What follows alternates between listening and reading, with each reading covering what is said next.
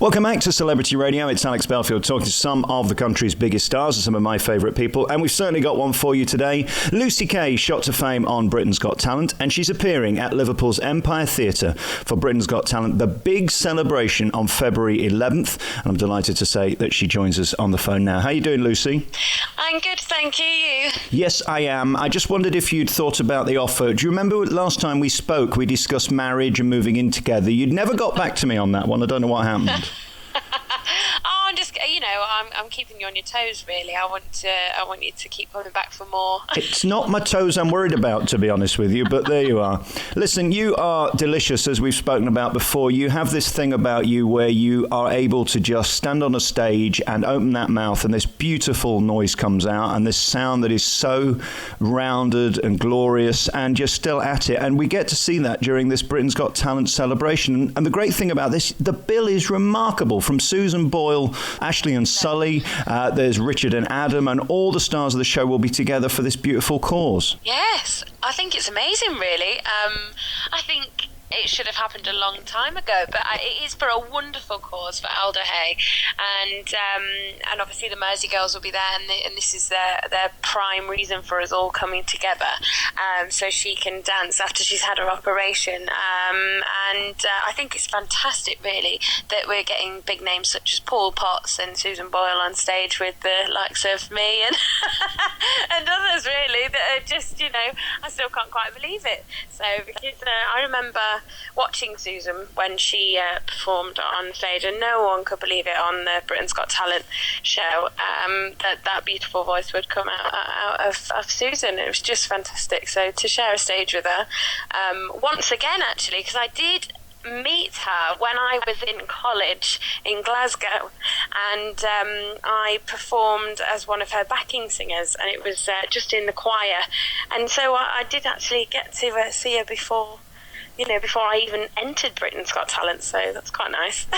For all the critics that slag off that show, it is amazing how it gives you a platform to create a career, and you've certainly done that. I mean, the last time we spoke, you were in Joseph on tour across the UK, and you sounded glorious in that. You've done live gigs, and all the people on the bill really have done the same. They've created their own niche, and it's that old thing from Gypsy, really. You've got to have a gimmick, and you've created your own niche, which is wonderful.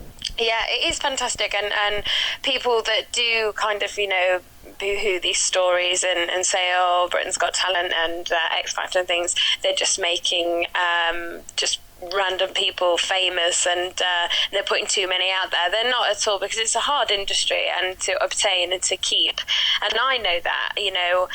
I went out there, I came second, and it was fantastic, and all the things that I've done, brought out a #1 album and sang with Andrea Bocelli and toured around, it's just been insane, but I wouldn't have been able to have done it without that platform. And but it also is kind of that testament to how strong you are as a person and as a performer, because sometimes you can get swept away with it and you just completely lose who you are, and also you can't obtain that that quality and that you had when you first went on the show, because some people get lost, but we're kind of like the lucky ones in a way. We've kept true to ourselves, and we've kept going, and here we are, all to unite on one very special night in Liverpool on the 11th of February. All of you have had discipline. You've all had a career of building sort of this talent into a life, haven't you, really? Absolutely, and I think some of us have trained from a very early age, and we've been grounded since then. And so, obviously, taking that platform that we were given, we've managed to keep ourselves grounded, and I think it's important, because it's appreciating also your supporters and your fans, because without them you wouldn't be anywhere. So it's very much saying thank you to them every time we open our mouths, really, because that's when we stand on stage and sing, or we get to #1 or do these amazing things, it's because the audience has put us there.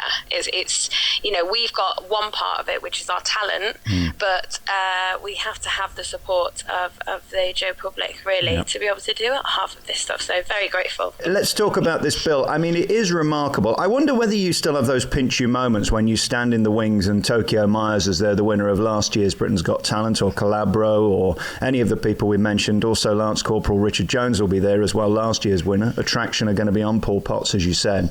It must be amazing that you're in that group. I mean, you're at that level because you got to the final. It's as simple as that, isn't it? Yeah, I suppose I'm very honoured to be invited to perform, because they didn't need to. I wasn't a winner or anything. I just came runner-up. But in my mind, that's an achievement in itself. But to be asked to perform alongside these great names is fantastic. And so I do think to myself, especially when it gets to the day, or we have the rehearsal the day before, I know that I'm just going to be like, oh gosh, wow, again.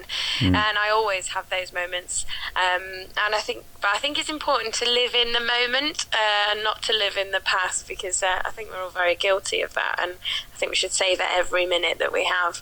So I know I'll be doing that for the entire 2 days that I'm spending with the team and meeting everyone. But you've seen my face. I mean, it's all very well you saying you've got to live in the present and look to the future. The past's all I've got, to be honest with you, Lucy. I mean, it's depressing. Tell me about Julia. I mean, I was actually away during last year's Britain Got Talent. It's always on in May, and I'm always out of the country at that point. But this was probably the biggest story, wasn't it? That this girl came on and she was very poorly, and Simon Cowell put his hand in his pocket to pay for this girl's surgery. Is that right? He did, yes, because this was her dream to dance, and she was with a lovely team of girls, and they all supported her. And this was her last chance to do what she wanted to do before she knew that she couldn't afford that, her family couldn't afford that operation, and this was her last chance to go out there and just do something with her life before obviously things took hold and she couldn't dance anymore. And he went out of his way to just say, do you know what, I can see something in you and this is your dream. And so he paid for her to go to America and have this treatment and the operation. And just fantastic, because now she's able to dance again and to keep dancing. And I think, it's a wonderful thing to do. For whatever, he's like Mama, you either like him or you don't. But he's done some wonderful things for people, and this just the cherry on the top, I think, for that girl's life. Well, and you could be cynical and say, it was a great story for the show, a great narrative for him, great PR and all that. But ultimately, he's changed a girl's life. You can't knock him for that. Absolutely. No, not at all. I mean, we know that these stories in Britain's Got Talent, sometimes people go, oh, here we go, another sob story. But at the end of the day, these are real people's lives.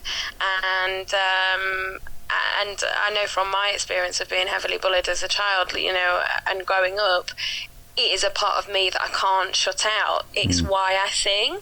So going on that programme was just me showing other people as well that, no matter how desperate you are in life and you think that you can't carry on, you can, because there's always something out there. And for her, this was her chance to just do the last thing she wanted to do was dance, and he gave her that opportunity to have a life, a normal life again, and to be able to dance. I'm going to try this year, because Britain's Got Talent is going to be on there auditioning right now. I'm going to do the old, I'll tell you what it is. I've got the smallest man sausage in show business, and I've got a GoFundMe page, and I'm hoping that Simon Cowell's going to pay for the operation. So if anybody's got any offcuts, that's going to be the big story, and then I'll do a big charity show next year. What do you think? Brilliant. Can I be a part of it? You can perform. You can do the big opening. Anyway, the Liverpool's famous Empire Theatre will be home to Britain's Got Talent, the big celebration of February the 11th. There's two shows. There's a matinee and an evening one as well, where you can see the Mersey girls. Her beautiful story will be talked about, and of course you'll get to see her perform after that operation. Susan Boyle will be there along with all the stars of Britain's Got Talent, including Lucy Kay, one of my favourite people. Thank you so much for your time. I appreciate it. Thank you.